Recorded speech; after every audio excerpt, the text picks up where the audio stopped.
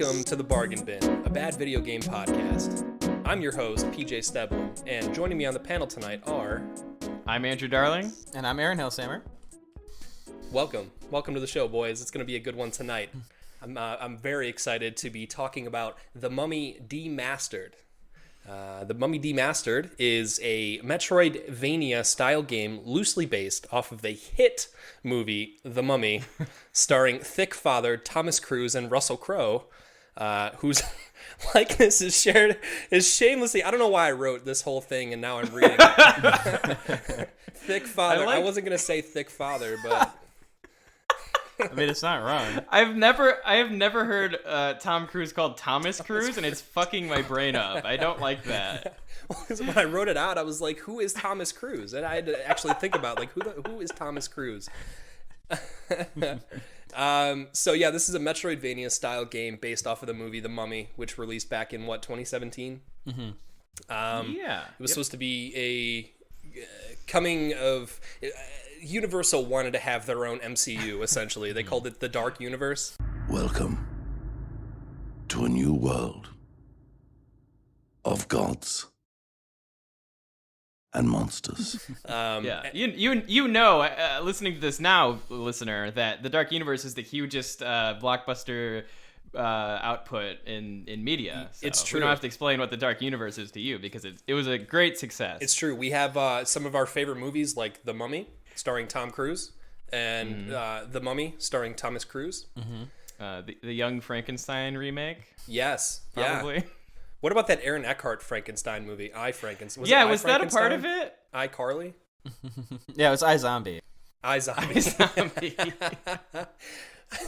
Yeah. So some of the cool features about this game, if you die, you got to recover your former dead self to recover any lost equipment and items, a la Zombie U, which is a Ubisoft title, and actually a pretty fun game. I think is that on our list? Yeah, it's definitely a potential for we'll come back to that one. That's on our list to play. And a little bit of history of this game. I already pretty much gave it to you. The story of the Dark Universe is very short. It started and ended with the Mummy. So that's that's a little bit of a background. The developer, it was developed by WayForward Technologies, which if you guys aren't familiar, you should be. They did a series called Shantae. I don't know if you guys have ever played that before. It's another kind of Shantae, half genie hero or something like that. Yeah, there's a bunch of them. Like half genie. She's like a little genie, but her hair is like her weapon in the game. But anyway, they're really fun titles, Metroidvania style games as well. And a lot of the former WayForward staff split off and became Yacht Club Games, which is why like Shovel Knight shares a lot of DNA with Shantae and those games. Oh, that's good to know. I didn't even know that. Yeah, shows how much research I did. Google, you failed me. You know what's upsetting though is the Wikipedia for this game is like 2 paragraphs. It gave me almost nothing. I don't doubt it. Well, let's change that. Gamers unite. Let's give Mummy Demastered the Wikipedia page it deserves. Yeah, let's edit it. Let's edit that. All right.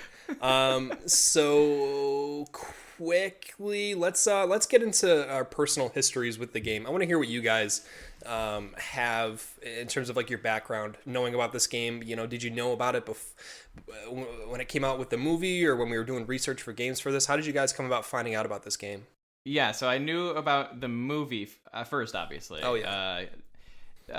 Mostly because of the hilarious trailer that they put out on YouTube, which was like stripped of any sound aside from like Tom Cruise yelling and shit. And oh god, it is. If you haven't heard it, I'm sure I'm gonna put like some sound bites scattered throughout this episode because I will not be able to resist. But also just look it up. It is comedy gold. It is the funniest fucking thing I've ever seen. And it kind of laid the groundwork for the Dark Universe. That was our first look at it, and that's exactly how it went. That's your first. What a bad first taste, man. And it didn't get much better. I didn't watch the movie. I didn't watch the movie. And then I heard about. I think the reason that I even know about the Mummy Demastered is because of like kind of the buzz it got for being a good video game movie tie-in for a horrible game. Like, it kind of is the opposite of a lot of games that we'll probably talk about on this show, which is that it was rated highly, even though the movie it's based on is fucking garbage. So that's just that was my experience with that. I had never heard of it until Andrew said, well, Titanfall doesn't work, so let's play Mummy Demastered like a week ago. So that's my history. I guess we should make a note about that. We were supposed to do Titanfall this week, but couldn't get on the servers, so sorry. We tried. Apparently nobody's playing Titanfall on Xbox 360 anymore in 2019. Which is unbelievable, honestly. It's honestly, yeah. We'll have to figure out a way to like get a group of, because there's got to be like, I don't know, there's got to be like a diehard fan base. Like, people are still playing like RTSs from the 90s, you know, on like custom servers and stuff. I can't. Sorry, someone just moved a Tom Cruise into our group doc, and it made me laugh. Cool. Yeah, I think the same for me. Because the first thing that I saw from the film was that trailer, which was like right off the bat, I was like, I'm not going to go see that movie.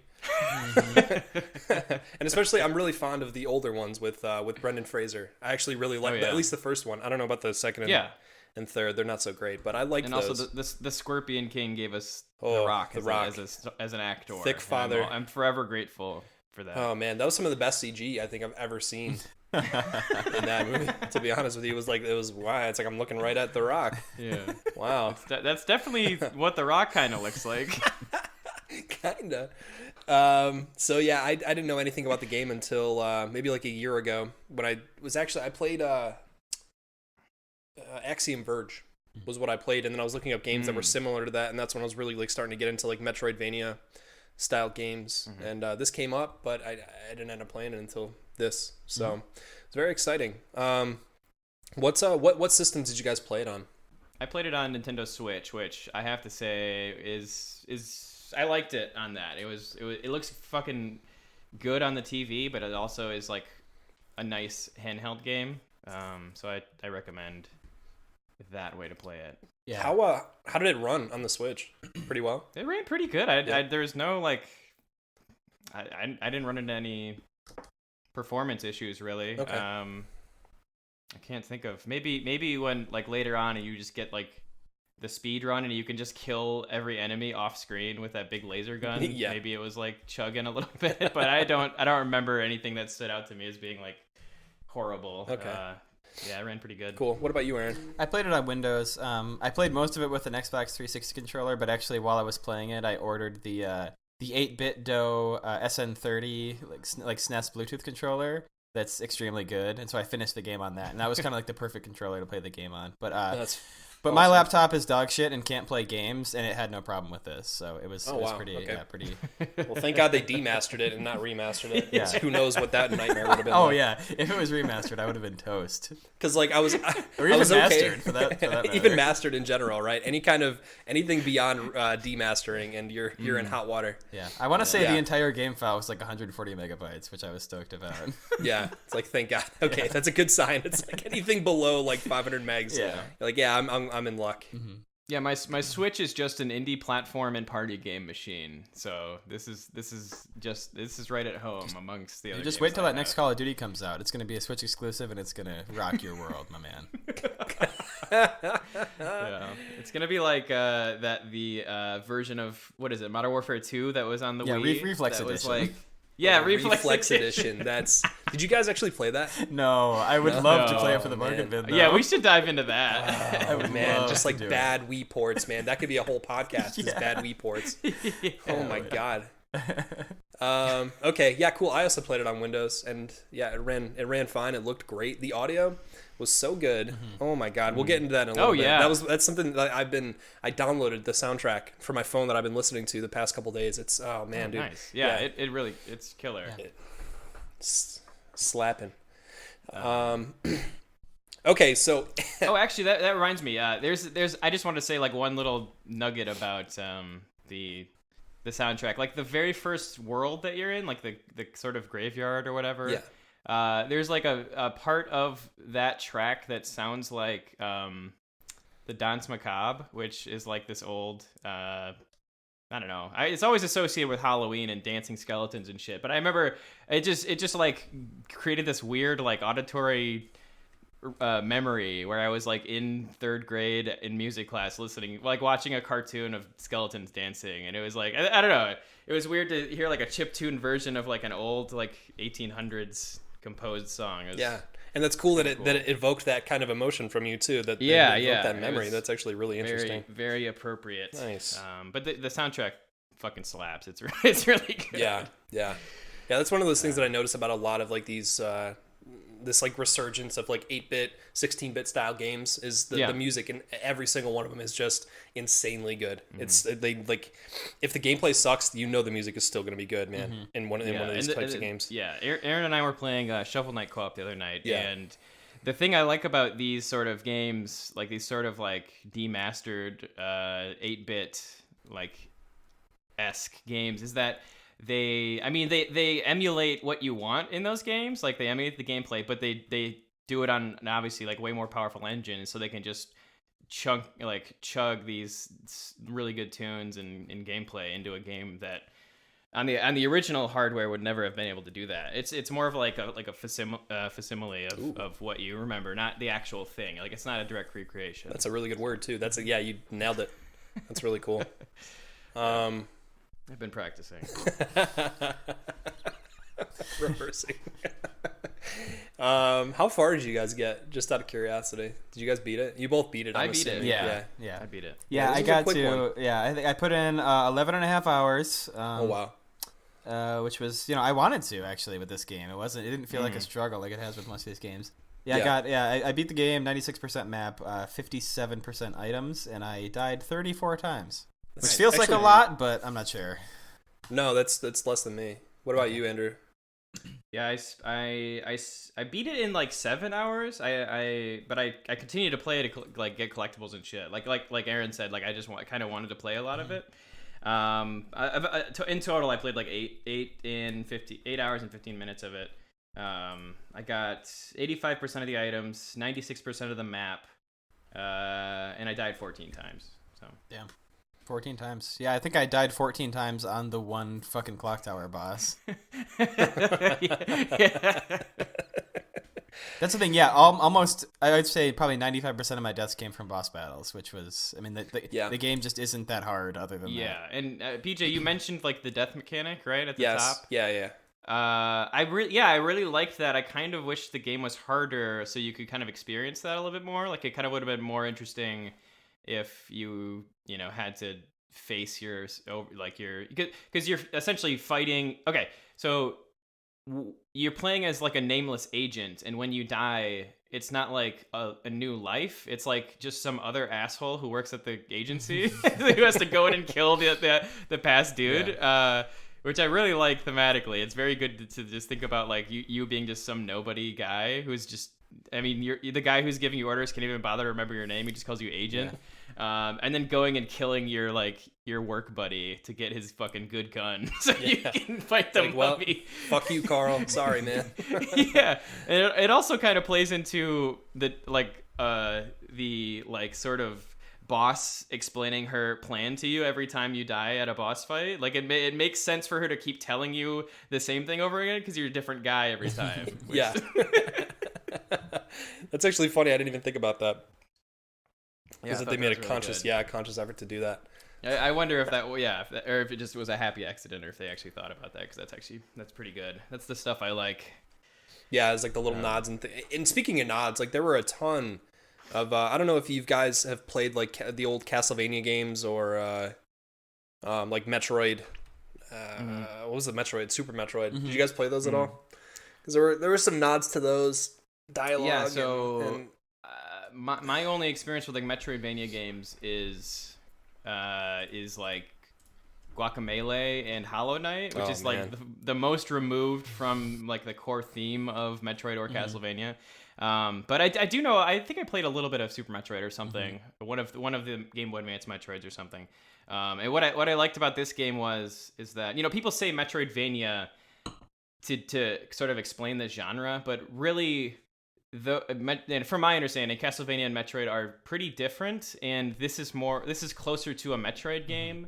But it has like thematic elements of a Castlevania. Like it has like the spooky, bats and the slime monsters and shit. So I liked that sort of like, it's kind of literally a Metroidvania, whereas most games only like borrow some things. This is actually like a mash of the two, which I thought was pretty cool. Yeah, I definitely think that the game this takes the most from is Super Metroid. The map style is the same. The way that you progress through it, the way you get maps and see more. The little health modules are literally the exact same little red dots as they were in Super Metroid. Yeah. And then it has the same style of not being able to, gatekeeping just through not having abilities that you'll get throughout the game, and then also just getting bigger and cooler guns to kill the enemies. Love to get bigger, cooler guns. So I guess that leads me into the next question, which is, what did you guys think of the game overall in terms of like, let's start with story. What did you guys think of the story? So, what story? The story is like non-existent. Yeah. It's like bad lady wants to get power, take over world. Yeah, I kind of didn't really even understand any kind of motivation. I think that it's weird. Aaron and I watched. Did you watch the movie, PJ? No, it's still sitting in my HBO queue. Yeah. Well, you better hurry up. It's leaving. Yeah, they've been advertising for some reason that it's leaving soon. As if you better jump on it real quick, guys. Aaron and I watched the movie after I had finished the game, and it was fucking crazy to me how many like plot points and areas were straight from the movie. Like I kind of thought they just like took the title The Mummy and made a game out of it. No, but there was input from the studio, like Universal. Yeah, it is bizarrely weird. True to the story of the movie. No, to the point where like the studio, I think it was either their idea or the studio had like a lot of involvement with the game. Surprisingly, seeing how bad the movie is and then how good this is, it's like. Like, where was the disconnect? I mean, that's probably a really good idea. Like, imagine if there was just a really good Avengers video game that came out with the movie. Like, that probably would have been pretty. That would be pretty good. There's supposed to be an Avengers game. Oh, really? Square Enix is working on it. Okay. Yeah. Well, I hope it's a Metroidvania. Yeah, I hope it's a 2D 8-bit era. Yeah, actually, Iron Man is kind of just a fucking Samus, so that would be good. No one else is allowed. Yeah, to Iron Man is Master Chief is Samus, so it's all video games, baby. It's all video games all the way down. Anyway, it was weird to like see all these moments and areas from the movie just show up in the game. I was so surprised, even though it's literally like the game made based on the movie. I just didn't expect that. But I think that's also its biggest weakness. It kind of relies on you kind of knowing the movie, which is hilarious to me to think about. Because there's not really any story at all. No, and I wasn't really bothered by that. I mean, I feel like it doesn't matter. I mean, I would have liked, like you mentioned Axiom Verge earlier. That's a good example of a Metroidvania that actually has a story that you're interested in, figuring out what's going on. But I mean, it doesn't feel necessary for a game like this, honestly. Like it's a little lazy that it was just like a few basically the only dialogue is Russell Crowe, who's your shadow, you're the boss of the Dark Universe, and he's directing you where to go. Dr. Jekyll, man. and then the mummy talks to you and just says dumb that doesn't shit. even come up in the game. You don't even fight. Dr. Jekyll. Yeah, you have no idea that it's just that Russell even Crowe's Dr. face, fucking like Celoton radio or whatever the fuck the Kodak from Metal Gear. Yeah, he's just Kodaking you throughout, telling you to fucking kill a mummy. Please meet Princess Amunet. She will claim what she has been denied. Like, it's weird because there's like one guy, but they can essentially send infinite guys in to replace you, but they just only send one guy at a time. Like, that can't be fucking right. That can't be good management. Yeah, what if they had just sent 2 guys? It would have been so much easier.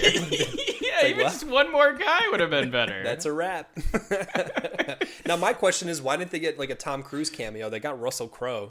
So I think I know the answer to this, and I tried to do research on this, but it's hard to look up. I don't even know where I heard this before, but I think Tom Cruise has a contract in like all of his projects that say that if there is a video game adaptation, that his likeness cannot be in the video game. Is that like he has like a Scientology thing? I don't know. Like I said, I couldn't find anything about this, but I remember hearing about it a long time ago, and you can. This is like really easy to see. Like if I think there's a maybe there's like a Mission Impossible game from like the 90s where Ethan Hunt is just blonde. Like it's clearly not Tom Cruise. Yeah. I think this goes so far as when Lego had those toys to games things, like the kind of like amiibos. They had these like sets that were like toys that you would just put on a pedestal and it would go into your game or something. I forget what they called it. But there was a Mission Impossible one, and the Lego figure didn't fucking look like Tom Cruise. It was just like almost like a blank smiley face guy. It was really funny. Yeah, I can attest to. I was a big fan of the Minority Report game for Xbox, and there's definitely no Tom Cruise character. That's the one. I think that's the one. It's just like a blonde guy who's not Tom Cruise. It's so bizarre. So I think that's why it's just Agent. And also, there's evidence in the game that the events of this game are happening either simultaneously or after the events of the movie, because there's like. In the movie, Tom Cruise crashes an ambulance, and then you find that ambulance later. It doesn't address it or anything. It's just like only the real Mummy fans will know. The true Mummy fans, all 10 of them. Well, 12 of them now after you guys watched it. So yeah, congratulations, exactly. You're part of a very specific, I'm fully on board with cult. the Dark Universe now. I cannot wait. Yeah, to let's get that Dr. Jekyll. I haven't opened the internet in 3 years, but I am fucking stoked for the Dark Universe. Do you guys know when the Jekyll movie's coming out? Or 2029. Okay, cool. Wait, when they reboot it again. They reboot the Dark Universe. When they reboot it again, yeah, it's gonna be the darker universe, the most dark universe with the Swamp Thing. Nosferatu. Yeah, they just get Swamp Thing from DC. Yeah, like the fucking Creature from the Black Lagoon isn't scary enough. Let's steal DC. We're gonna just steal it, man. Yeah, the Dark Universe is getting real dark. We're stealing all sorts of properties. Let's honestly, reboot. It works so good to make an action movie out of monster characters in League of Assorted Gentlemen. Let's do that again, but on a bigger scale and for more money. And the only creative mind is Zack Snyder. He's the director, writer, producer of every movie. Forever. Holy shit. Oh man. All right, so what you guys are saying is I need to see the movie as soon as possible. Was it bad? Dude, it was bad. Can we sidetrack for a second? I want to know. Yeah, I kind of thought we would do this at the end, but this is fine too. Okay. Do you want to save it for the end? Yeah, let's save it for the end. Yeah, let's save it for the end. Yeah, let's finish up on the game podcast. So. All right, so that was the story. Visuals. Let's talk about the visuals for a minute. Okay, they're beautiful. They're crisp. Okay, it's gorgeous. They're smooth. It's just a really good looking game. Yeah, the sprite art, the character sprite art is very good. Like you kind of can tell a lot of what's going on with the character without like there having to be too much detail. Yeah, which is that's a key to good sprite art. But also like I think the thing that blew me away the most was just like the background sprite art. It's just fucking gorgeous. It's all so good. Yeah, that's one of those things that I really look forward to in these style games is the art in general. And I think one of the coolest things that they do and that they've been doing for a while is a thing called parallax scrolling, where they have the layers of the background layered on top of each other. And I think they nailed it with this. It looks absolutely gorgeous. The depth to the backgrounds, it breathes so much life into this kind of like gross, desolate world that they created in the game. I think it's beautiful. I think they did a really great job. I know Shovel Knight is going for a different vibe. It's trying to stay more true to like a Mega Man or SNES. Yeah, 8-bit. But I think that this game like looks better. Yeah, I got a lot of. Hold on, let me go into my notes real quick because there were a couple of vibes that I got from this game. Like Contra, the gunplay was a lot like Contra. Yeah. That's something that I was gonna say is like this game is like such a good mash of like a lot of games. Like yes, it's aesthetically like Castlevania, gameplay it's like Metroid and Contra. I'm trying to think of others that I mean it Metal also Metal introduces Slug. Metal Slug. Yeah, that's it. it also just introduces like cool mechanics. Like the death system is very cool and unique. Yeah, that's something that I wish would be explored more. I don't know. I think it's a cool because they nailed it with Zombie U. I don't know. That game was okay. It wasn't like a a knockout, but I think that was one of the cooler features. Is like like now I get to interact with the it's not like you die and then respawn. You know, it actually kind of gives some reality to the situation at hand. So I think that adds a cool level.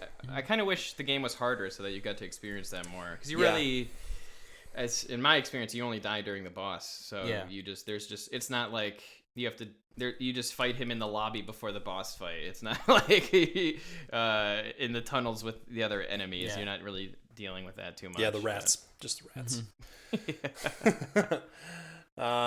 And then music. Obviously, we spoke about music a little bit. The music is slapping in this game. There's some jams in here, like to the point where, like I said, I listen to a lot of video game music, but it takes it to be really great for me to like actually download it and take the time to like listen to it in my car. And this is no exception. It's phenomenal. I don't know. Who was the composer on that? The composer, Gavin Allen. I didn't actually look him up. Yeah. I was taking screenshots of the credits to kind of remember these people because I was just so impressed. Like I think that specifically I took screenshots of like the background artist and the composer and I was just so blown away by a lot of the good. Just seems like a good collection of just a lot of good talent and ideas. I agree. I'm trying to see like what games and stuff that he's done. Okay, so this is a rapper, Gavin Allen. So there's not even a lot of information about this guy. Oh, here we go. Okay, so he did. So that's the guy. Didn't you hear the Mummy rap at the end of the credits? It was one of the best parts of the game for me. Yeah, it took a lot from like Will Smith movies from the 90s where they just had a rap about the Man in Black. Yeah. Which, by the way, thank God that Men in Black trailer the other day. Oh yeah. How good was that? Oh, my Thank you. Thank you for showing that. That was to me. incredible. Yeah. How does this still happen? If you want a little taste of what happened with the first Mummy trailer, the Men in Black International or whatever trailer that just dropped also did that good fuck up where they just didn't have any audio, and so you just hear like Chris Hemsworth yelling and Tessa Thompson's like. Yeah, it's just very good. Do they I wonder if they take like dialogue from other movies, or do they have them like record little bits and pieces in a studio for that?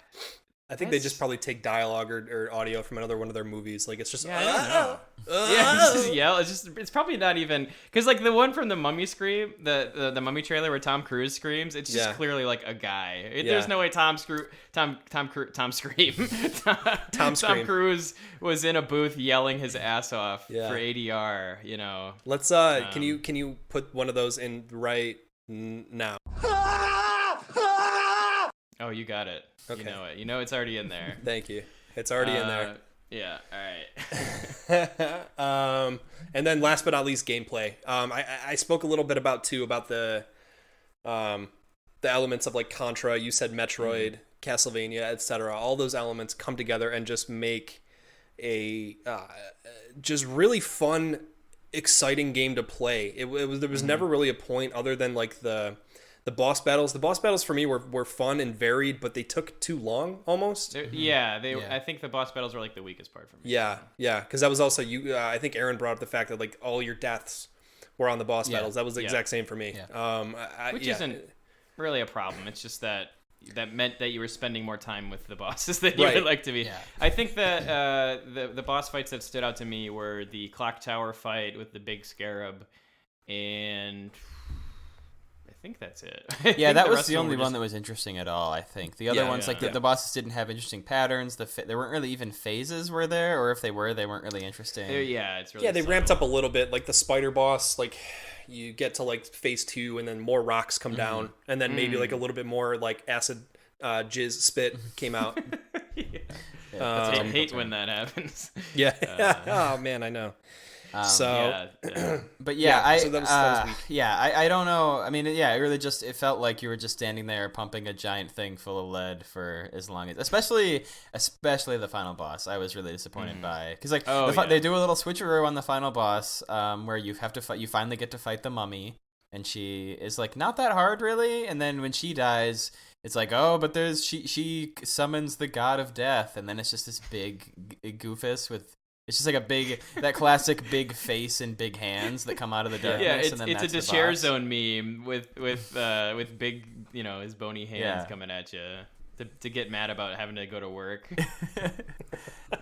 and that boss just sucked. I just felt like you just had to stand there and shoot it 100 times and occasionally dodge fire, and it just wasn't fun. It wasn't a fun end to the game for me. Yeah, at that point in the game, I think I just had so many health packs. I think I had 8 out of 10. I just kind of didn't even dodge the fire, and also I had the best weapons. I was just fucking lasering him. It was no threat whatsoever. It was just kind of like, all right, like at that point, it's kind of like, all right, I'm over it. Like let's wrap it up. Let's wrap it up. That's my biggest complaint is the way that they give out the weapons, and even I don't even know if like the laser weapon is necessary. It just seems like way too powerful. Like you can just clear, like if there's like a long hallway in front of you, just hold the laser button down and it just kills everything in the hallway. And it's just like, I get it because it's like the last weapon you get, but it makes kind of, I don't know, backtracking and looking for items trivial and kind of boring. Like there's not much challenge to the game after that. But I agree. A thing that I liked about that I thought was good is that when you get power-ups after the spider climb, most of the power-ups you get are like passive things. It's not like you have to remember another button or anything. It's more like you run faster, so you jump farther, so you jump higher, that kind of thing. And so it doesn't really, the game doesn't get more complicated as you go along. I mean, sometimes you forget that you can like climb on the ceiling, or certain grenades do certain things, but most of the time there's not much for you to like hold in your head. So it makes navigating the big maze of a world that much easier, which I appreciate. I think talking about not holding things in your head rings really true to me. The game felt mindless. Like that was, and that's probably why I was just like putting hours into it without even thinking, just because and that's not necessarily a bad thing. I guess I was enjoying it because I kept playing it, but I really didn't feel like I had to think about anything or really try that hard to do much of anything in the game, except for those fucking platforming jumps where the width you have to jump is just exactly the amount that you're able to jump, and so if you don't jump at the exact right moment, and that's kind of made worse by, and I guess it's just like a Metroid thing, but the fact that you don't know if you have the item yet to make that jump, or if you're just jumping poorly. Yeah. And so, like, I mean, I think that's okay. That's not a bad thing. But that was the only time in the game where I felt like I could go off autopilot to try to do this cool jump. But before I got the spider climb or the dash, I definitely was just fucking doing like a big jump over a chasm and then bonking my head and falling all the way down, which is fucking God damn it. Love that. Rage inducing. Oh man, that's funny. All right, so that's that pretty much covers what we thought of the game. Let's get into final thoughts here. Let's talk a little bit about your overall rating of the game. Is this something that you guys would play again? Would you try to go back through and 100% it, or try to speed run it, or at least even recommend? Is this something that you guys would tell people to go play?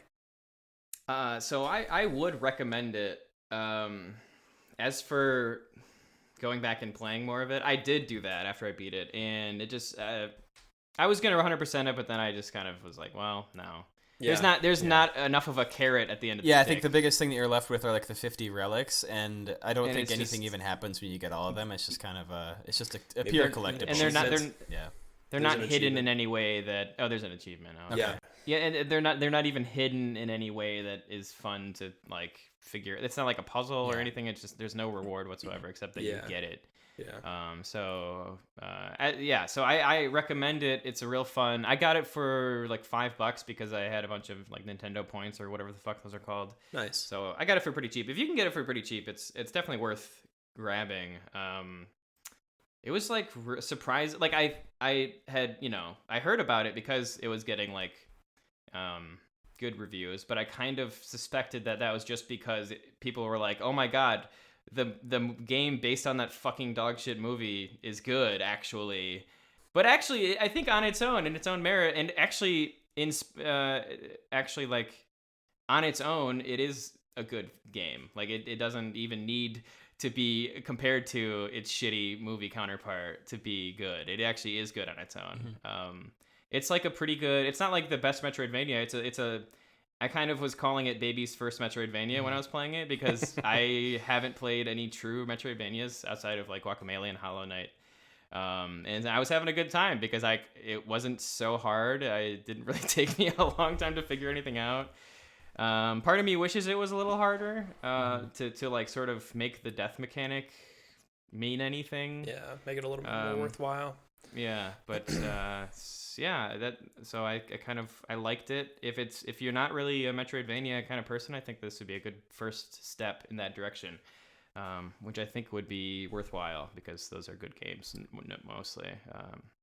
Yeah, that last bit is exactly what I was going to say. I'd recommend it to someone who hasn't really played a bunch of Metroidvania, just because I think it's a pretty good intro. It's technically and gameplay wise, it's kind of bare bones, but it's serviceable and it has cool visuals and great music, and it's a fun hang. So I think it's a good intro to that style of game. Or if you just love that style of game and want to play all of them, this is certainly a pretty good one. So I'd definitely recommend it. It's it's the first just good game that we played so far, probably. So yeah, I mean, I guess maybe Metal Gear Rising we called a good game. I'm not really sure. That was an uppill battle, though. I really. But no, this is a good. I would recommend it. It kind of stands out. We considered it for the bargain bin because it was based on a like historically bad movie, and so that makes sense. But I think it doesn't really fit with those games that we've talked about so far, because it's just a pretty good game, and I think it's definitely worth playing, especially if you can pick it up at a good price. Cool. Yeah, I completely agree with everything you guys said. I think if you get it at a good price, honestly, $20 is a reasonable price for this game. Yeah, I think so. And this is my style of game too. I love Metroidvania. I think this is probably of any genre of game that I like to play, I think this is probably my favorite. I think they did a really great job with it, especially considering how piss poor the movie sounds like it is. I can't say for certain because I haven't seen it, but I'm gonna go with your guys. They did more of a job than was deserved. Like they didn't have to do jack shit, and they kind of knocked it out of the park. I think. I think it's incredible. Well, that's the hilarious thing is like there's so many good movies, but their movie tie-in, their game tie-in are dog shit. Yeah. So of course, like this ass movie has this incredibly fun and interesting game tie-in, and like there's like little press. I feel like this game didn't really get the recognition that it deserved. Yeah. I was gonna say, I mean, I feel like the purpose of most movie tie-in games is just to sit on the shelf at Walmart and like be an ad for the movie, and this game definitely didn't do that. Yeah. So it's kind of cool that it sort of had to succeed on its own merits, because only actual people who want a good video game were ever going to find it in the first place. So true that. Do you guys what would you recommend to play in the style of this game? Like I said, I've only really played Metroidvanias like Hollow Knight and Guacamelee, so I'm not too versed in the genre. But I mean, either of those are really good. I haven't played Guacamelee 2, but Guacamelee is like it kind of has the same like subversion. Like you don't really know what you're gonna get when you start it up, and it just kind of blows you away at how good it is. It's an incredible. It's more of like, I think more of the challenge is the platforming and stuff. But I like that. That's kind of that is also, I think, a good first Metroidvania, because it's not quite as much of a sort of figure your way out of this fucking rat's maze, idiot. You don't have any, like that kind of thing. It's a lot of fun. Cool. Yeah, I would say this game made me want to boot up the old SNES and play Super Metroid. So, kind of the OG. I felt like everything this game was trying to do, I feel like that game did, 20 years, more than 20 years ago. So just play that. It's a very good game. Cool. Yeah, that's a great recommend. I was gonna say Super Metroid for sure is a no-brainer. If you have a SNES Classic, or if you can get your hands on Super Metroid, definitely that. Castlevania Symphony of the Night is another one. That's probably, of all these games, that's probably, in my opinion, the best. Okay. And you can get that on PS4. I think I've spoken about this game before. Yeah. You can get it on PS4. It's in a compilation. Oh wow, yeah, I'd love to do that. I think, and there's Castlevania is one that I want to jump into. That's one that's a huge blind spot for my history. Same. And I want to get in there. And the last game, actually, I just thought of this as we were talking right now, but there's a like a roguelike Metroidvania called Rogue Legacy. Oh, I forgot about that game. Yeah. Yeah. That game is unbelievably fun. I put in, probably 100, 150 hours into that game. I had a lot of fun with that game. And you could probably get it for super cheap. I think it was like a PlayStation Plus game 5 years ago. But if you can find it, $20 you can get your money's worth and then some out of that game. So Awesome. highly recommend that game. But otherwise, yeah, man, that's it. Do you guys have anything else to add? Do you want to talk about the movie real quick? Yeah, let's do the movie. I think the sort of I don't know. It's just I had a lot of fun watching it because I was kind of just watching an entire like built up origin story for this huge like expanded universe that they were trying to do just completely fail, and that was hilarious to me. Love when corporations just completely fuck things up, so that was really good. It was pretty bad. Yeah. It's I don't know. It was interestingly bad in a very specific way that I don't think any other movie is. But yeah, I mean, if you like watching bad movies, it's certainly a fun one to do. But there's really not much aside from like a couple of cool sequences. There's really nothing to recommend it as a film. I don't think, it's fun to watch as a stunt of like, oh, it's this thing that totally blew up in Universal's face. It's funny. Yeah, if you like bad movies, this is a pretty good one because everything that happens, first of all, none of the movie makes any sense. Yeah, for sure. And so everything that happens from scene to scene is not only baffling, but also that's it. It just doesn't make none of it makes any sense. It's incredible. It's really something else. Yeah. All right. Good to know, man. Good to know. Good. You know what? I guess the other huge thing was that just every single thing about the game is in the movie, which I could not believe as I was watching it. Like there's a scene where a bunch of rats swarm Tom Cruise. There's crows everywhere. Brains in jars and other brains in jars. Yeah, brains in jars. Yeah. And even like some of the beautiful backgrounds in the game are just fucking stills from the movie. I swear, like they were just drawn, like copied from. Yeah, it's fucking crazy how just and then I almost said Sheryl Crow, but Russell Crowe is Sheryl Crow was the Mummy.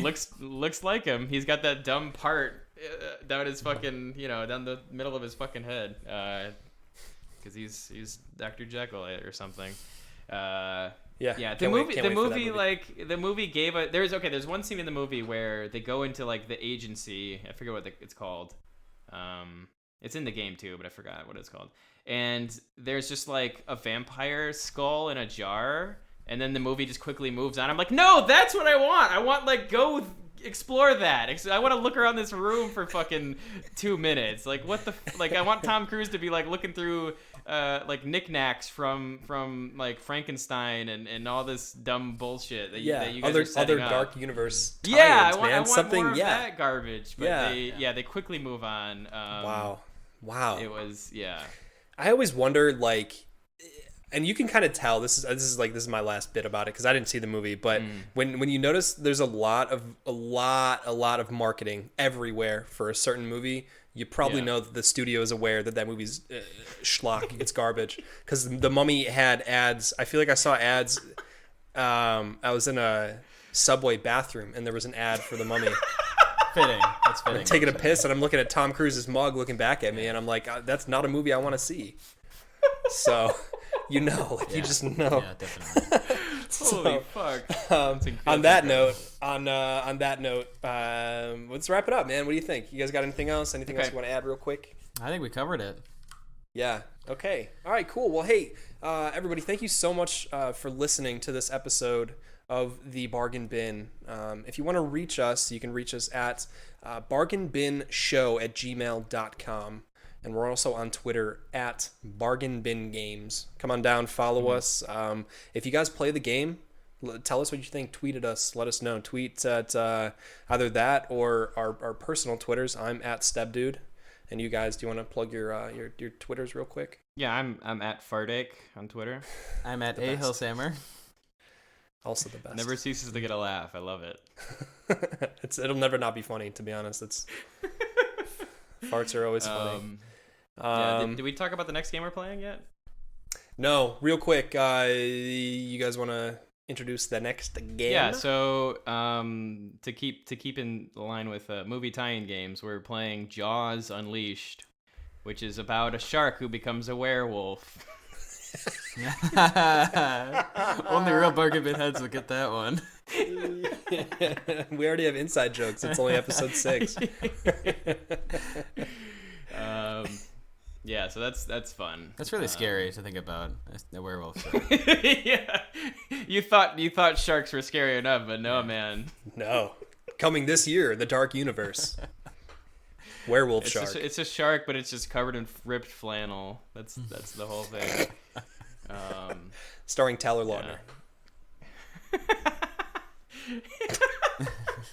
Taylor Lautner does have the cold, dead eyes of a shark. You're right. He could be a shark and yeah. He's got it all. Cold dead eyes, black eyes like a doll's eyes. That's pretty good. Damn. I'm using that at the end of the next episode. Anyway. Okay. So yeah, other than that, make sure you rate and leave a review on iTunes. If you guys like the show, let us know. Tell us what you think about the show. Tell us what you think about us. If you think we could do better, keep your mouth shut. Damn. Don't tell us what to do. All right? Don't tell me what to do. I'm just kidding. Someone Leave a please tell review. PJ Let us what know. to do. We're not allowed Tell me to. I'm a grown man. All right? I'm a big boy. All right? No, tell us. Leave a review on iTunes. Let us know what you guys think. We really appreciate any support. Any if you take the time to write a review, we appreciate any of that. So, other than that, thank you to RoccoW too for that slapping best part of the show, the theme music. It's I jam it every day when I go to sleep. I pray to Tom Cruise, my thick dad, and I fall asleep to that jam. So, all right. Thank you very much, everyone, for listening. This is the Bargain Bin. And that's a wrap. Because mummies. Oh, fuck.